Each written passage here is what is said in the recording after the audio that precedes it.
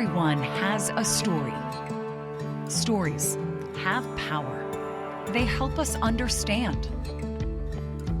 Jessop's Journal is a collection of powerful, positive, and inspirational stories. It's time for Jessop's Journal. I am Doug Jessop. Welcome to this episode of Jessop's Journal, where we share powerful, positive, and inspirational stories. Today, we're pulling back the curtains on a group of people called broadcasters.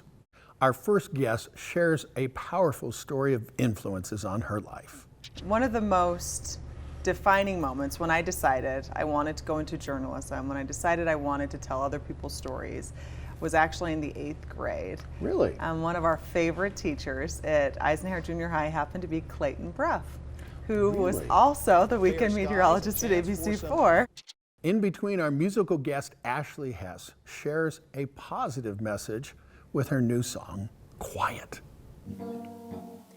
I don't wanna be so quiet, so quiet. No, I don't wanna be so quiet. Marcos Ortiz shares an inspirational story of how his faith helps him do his job as a crime reporter. You know, you ask God to help me carry me through this whole process. And I'm a really firm believer in my Savior, Lord Jesus Christ, that can carry me through those time periods that appear to be rough for everyone else.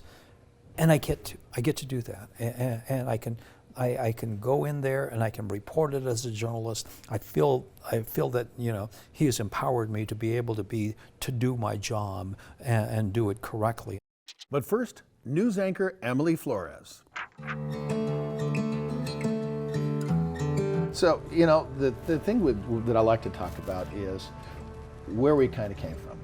Because the personal opinion is that if stories aren't recorded, they just get lost. They get lost, they get forgotten, yeah. And you've been a storyteller for a while. Yes. How'd you get into it? Do you know, I mean, which story do you start with? I think one of the most defining moments when I decided I wanted to go into journalism, when I decided I wanted to tell other people's stories, was actually in the 8th grade. Really? One of our favorite teachers at Eisenhower Junior High happened to be Clayton Bruff, who was also the weekend meteorologist at ABC4, oddly enough. And I remember walking into his classroom, and the way he spoke to us students, the way he treated us students, he just respected us and believed in us and gave us responsibility and knew that we would follow through. And just, you know, junior high kids, sometimes teachers just want to get through the day and be done. Yeah. But Bruff really embraced us and really encouraged us. And I remember thinking, whatever he does, I want to do. And whoever he is, like, I want to be that one day. And that's when in the 8th grade I said, I am going to become a TV reporter. And I started turning on the news and watching the news regularly and decided that that's what I wanted to be and do and become like him. Wow. So since the 8th grade is when I knew that this is what I wanted to do, and then graduated from Eisenhower, went to Eisenhower, graduated from Taylorsville, went straight to BYU, where I knew they had a strong communications program, broadcast journalism specifically, and graduated in that left college with a job already to go and start reporting because I knew that that's what I wanted to do. So what was the first market you went to? My very first market was Idaho Falls, Idaho, There you go. was a situation where I had just gotten married, my 3rd year of school, so I was about to graduate, and we were married, and I thought, okay, I want to stay close to Salt Lake because my husband actually had a job that paid, and I knew my first job wasn't going to pay. Not much, yeah. And so I just started searching for the closest markets, and Idaho Falls, Idaho seemed to be the most reasonable. And so then it was a 3.5-hour drive about, and I went and talked to every single news director and chose which station I wanted to go to, and I chose right because I, again, was inspired by somebody at that first station, but Idaho Falls, which is market like 120 or something. It's a itty bitty little town, but the great part about starting there was you felt like a big fish in a little pond, and your confidence grew quickly, and it was a really important place, I think, that I started. It was the right place. So did people recognize you in the grocery store? I should say no to that because Yeah. I was only there about 6 months before I got my job in Salt Lake. I had friends that recognized There me. you They go, were that already works. my friends. There you go. What was your first paying job? My very first paying job was in the 4th grade.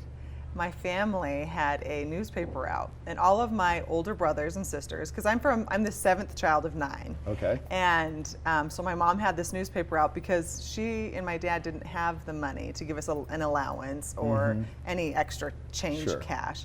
So we had this family paper out, and whoever was willing to get up got the money. So starting in 4th grade, there was an opening where my mom said, if you want to be able to earn some extra cash, which was like $5 every 2 weeks, it was very little. Yeah, but but at that age, But at that age, it was huge. So it was a newspaper out. We woke up, had to be done by 6 a.m. So we'd wake up at about 5.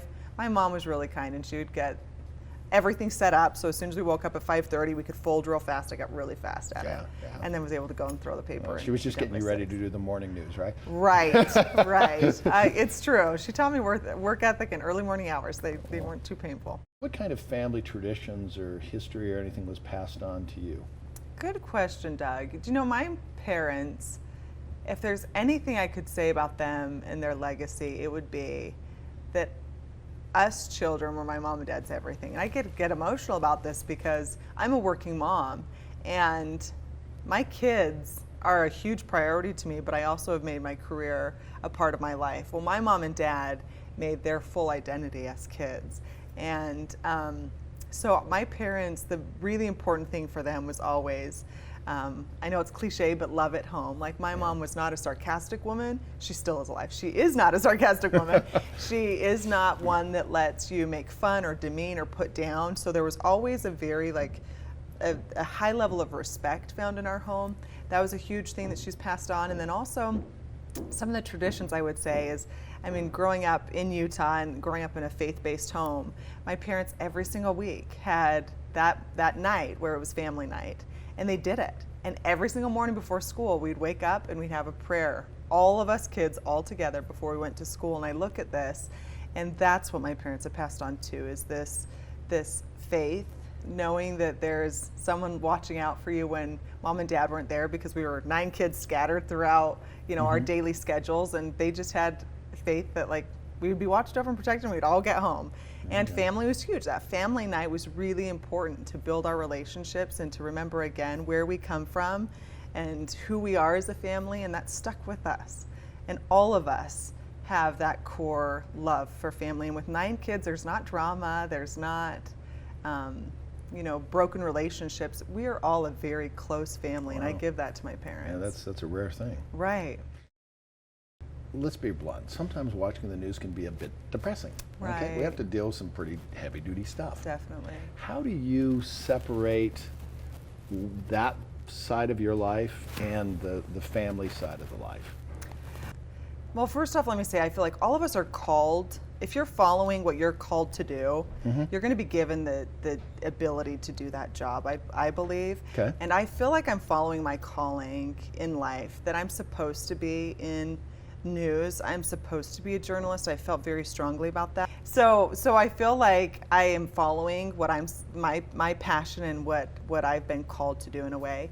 So with that, I empathize to a high degree. And so when I have covered some very, very, very difficult stories, I have felt it, and it's been heavy and it's stuck on my shoulders for days and days. But I've realized that after I debrief with my husband, talk through it, sort through it, I have to let it go because I can't carry it. And I feel like because I'm doing what I'm supposed to do, I've been given the gift to be able to let it go in a way that I can feel it when it's happening, but I have to let it go because it's too much to carry. And as much as you just feel for these stories and families, and I really do, sharing their story, I feel like is in a way my chance to help. Right. And then after that, I just have to let it go so it doesn't weigh down every day of life, because it's heavy. Was there somebody in your life that believed in Emily before Emily believed in Emily? I just can't name one. I feel like every pivotal stage in my life, I've had that person though.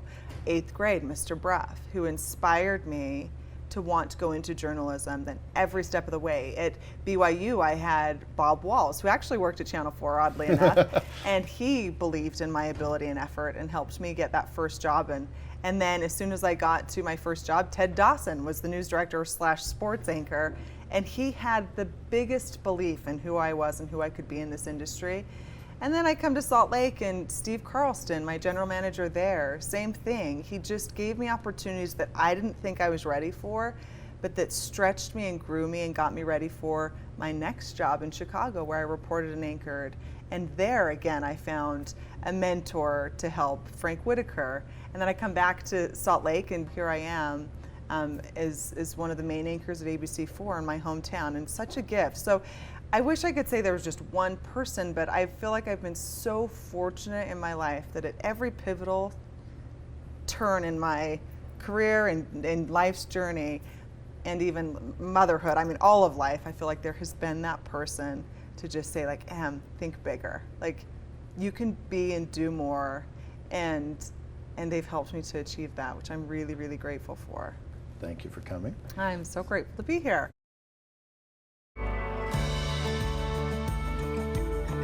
One of my favorite inspirational quotes is from Audrey Hepburn.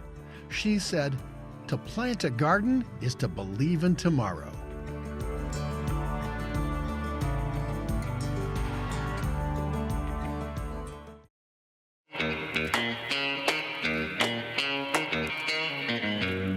Everybody has a story, and sometimes those stories are told through music. It's time for Jessop's Jukebox. With me today, special musical guest, Ashley Hess. Ashley and I were talking a little bit, and you know, you can have idols in your life, but sometimes you gotta stop being quiet, and you gotta find your own voice.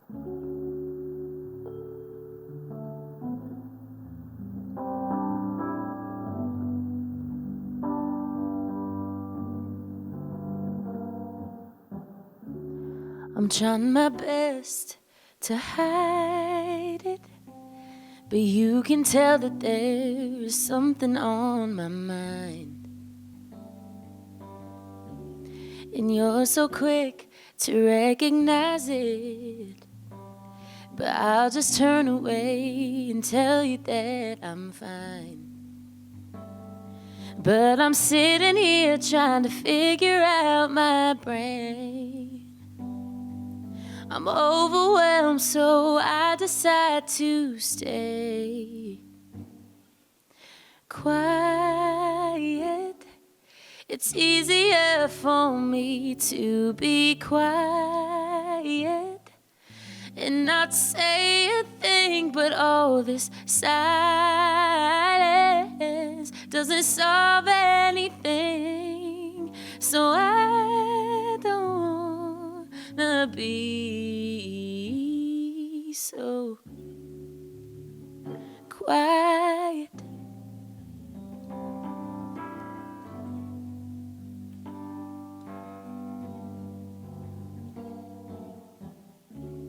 You ask me what I'm thinking, but I can't seem to get the words to come out right.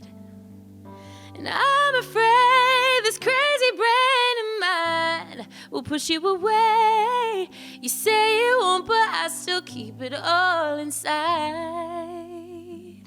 So I'm sitting here trying to figure out how to say I'm terrified, but I know I can't stay quiet.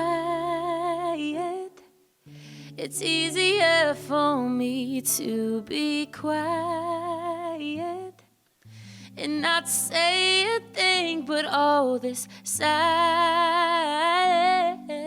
doesn't solve anything. So I don't wanna be, I don't wanna be, don't wanna be so quiet, so quiet. No, I don't wanna be don't wanna be so quiet, so quiet. So I'm sitting here just pretending I'm okay. But I know nothing's really ever gonna change if I stay quiet.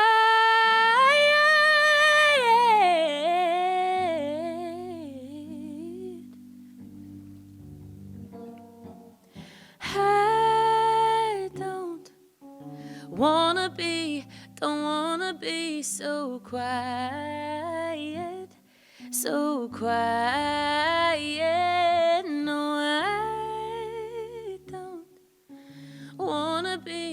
don't wanna be so quiet, so quiet.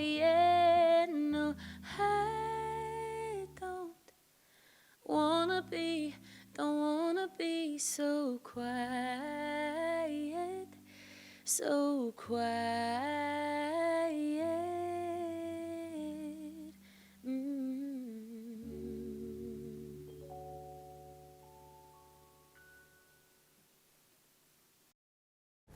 I've wanted to be a broadcaster since I was 12 years old when I got a cassette recorder for Christmas. This hat with the microphone is called the Broadcaster.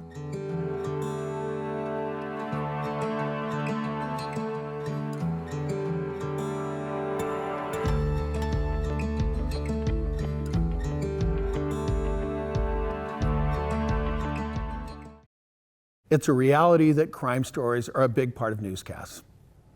Crime and justice reporter Marcos Ortiz tells an inspirational story of how his faith helps him do his job. Marcos, it's time to sign in the book. I'll be more than happy to. Let's see here. We got a pen or? Oh yeah, Right there it is. You and I have known each other for quite a while in the television business. You are the crime and punishment reporter. Who the heck came up with crime and punishment reporter idea? That is a kind of a funny little slogan there, but I just worked there. Yeah, okay, well, you've worked there for a long time. How long have you worked there? At Channel 4, 15 years. Really? Yeah, Okay. yeah. We're going to kind of talk a little bit about, your career and how you got into that, but the first thing I want to know is, tell me about growing up. Well, Doug, I was born a boy. Yes, I'm glad to hear that. Okay. Was born and raised in Wyoming, and my family is from Mexico. My parents came here,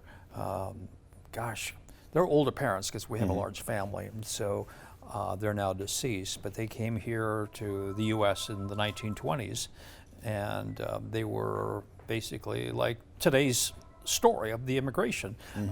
They were looking for work, and they followed the work wherever it was. So we were kind of like that group.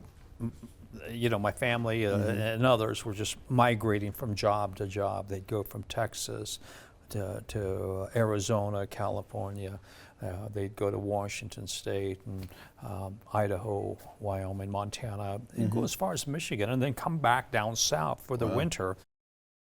I did about 2 years in the newspaper in Casper Star Tribune, and the problem with that is that it was newspaper. It's nice. I like it.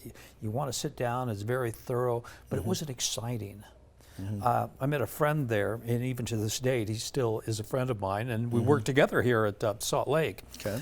His name's Ed, and he was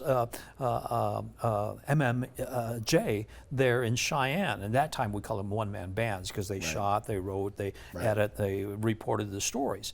And he was there in Cheyenne as well. And so I was just kind of hanging around him, learning the trade, learning how to run the camera, learning how to be in front of the camera. And he was more than happy to help me and show me and things like that. And so I started picking up on that. And of course, he took advantage of me too, because I was hauling his equipment, and stuff like that. But I enjoyed it. And then when Ed got a job in Salt Lake, that job was opened. And so I thought, well, I'll apply for that. And so I thought, I should be able to get that job. And they hired some woman out of Chicago. Okay. And I look at that woman the first time she comes into Cheyenne, and I'm going like, oh, this is the woman who took my job? Yeah. That was mine. I was angry, you know. I was like, "Arr!" And so, look at her, she's so small, she can't even pick up the stuff. I'm not going to help her, you know. Yeah. I'm not even going to show her, you know, this and that, you know. But eventually, you know, I befriended her, and I thought, well, she's probably going to move on, and maybe there'll be another opening there, Right. you know. You And could I'm in just bide your Cheyenne. time, right? Yeah, Yeah. I'm in Cheyenne. Okay. I'm at the top of the world, you know, for a Wyoming boy, you know. Turns out that, you know, I started liking her a lot, and eventually, long story short, I married that woman from Chicago. Oh, congratulations. Yeah, and so yeah. I moved into to Salt Lake back in '92. Okay. So I've been to in Salt Lake, you know, covering, you know, just about everything here in Salt Lake, you know, from, you know, elections to somebody's water pipe breaking in the basement, you know. But I developed more of a niche for crime, you know, and at that time period I was not punishment yet. I was just doing crime. And so I enjoyed it. I like covering stories about crime. There's something about, it's a mystery of whodunit, you know, and I enjoyed that, being out there in the story and kind of playing detective. Right. Who did this, you know? And so I would always look at the cops, look at them, and find out what they're doing, who they're talking to, why are they knocking on that door over there. And so I was always, as a reporter, just analyzing police work out there. And it was kind of a cat and mouse game, because I'd go over there right after the police left the house, and they'd look at me and go, "What are you doing here?" You know, nothing, I just following the trail. It's funny because there's a promo that the station did with you that's done in an alley, you know, with a trench coat and everything, and it's just like, okay, you know, I'm going there. It's like Marcos Ortiz, you know, Salt Lake's Dick Tracy, you know. So we call it gumshoeing. Gumshoeing. There you Police go. call it gumshoeing. That's kind of what I do as well too. Just well, you know, I remember I was doing a story out in the prison, and I came to you for some advice, and said, how do you separate the crime stories? Because I mean, we're talking some pretty serious stuff. oh yeah. And then how do you keep your sanity? I mean, how do you separate that and your, you know, when you go home? Sure, because it really affects a lot of people. I know I have seen a lot of reporters that just can't take it anymore. Yeah. You know, because it just gnaws on them, and you know, they just like, I can't take this. I don't want this anymore. And I understand that. You know, we're all built differently. Right. I divide it as a professional and a personal life that I've established over the course of my career.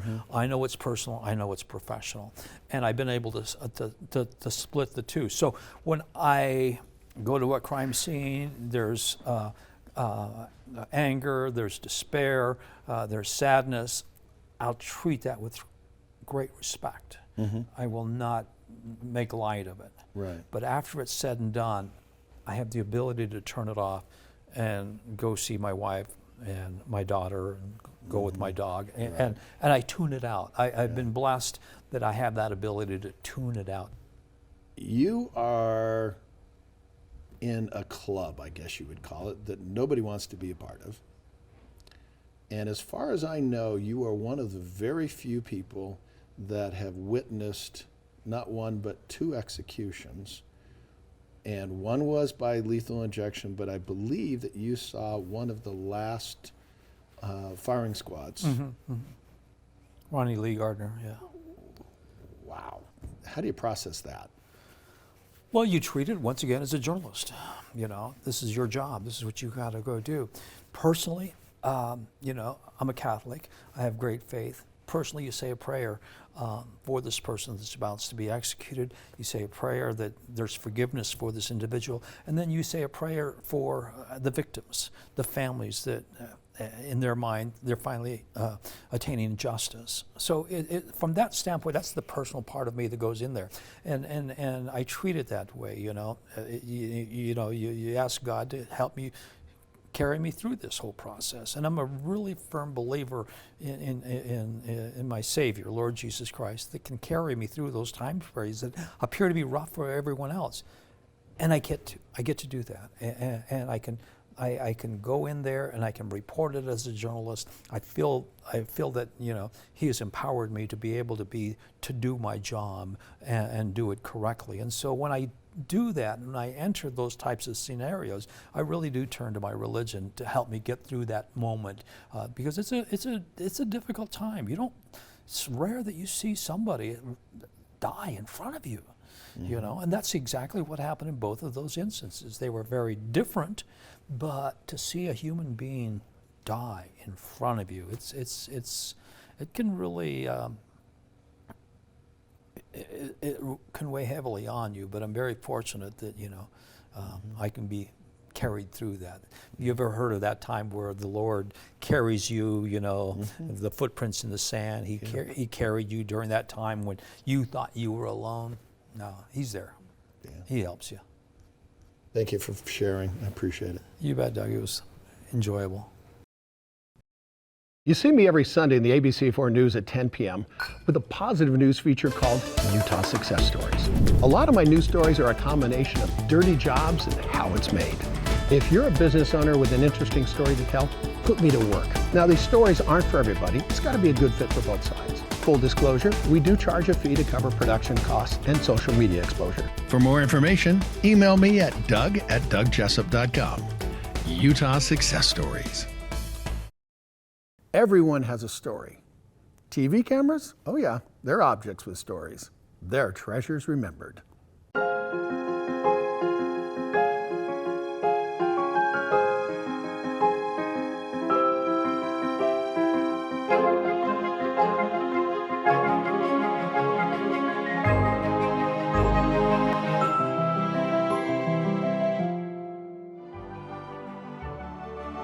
The date is April 19th, 1948. This collection of vintage wooden cabinets with big glass viewing tubes are part of history. Salt Lake City becomes one of only 12 cities in the United States to have this new technology called television. And ABC4 became the first TV station between Chicago and the West Coast. Objects with stories are treasures remembered. When was the last time you took a deep breath and relaxed? Clear nasal spray helps me breathe better. I think that'll help you too. So come on, join me. You know you want to.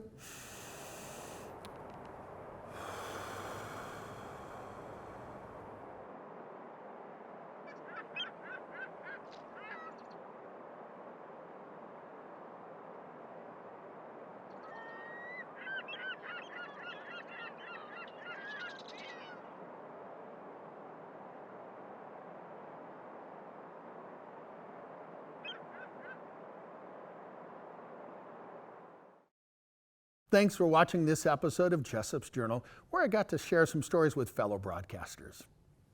It's my honor to share powerful, positive, and inspirational stories every week on TV, as well as jessopsjournal.com. Everyone has a story. Stories have power. They help us understand each other. With another entry into Jessop's Journal, I'm Doug Jessop. You ask me what I'm thinking, but I can't seem to get the words to come out right. And I'm afraid this crazy brain of mine will push you away.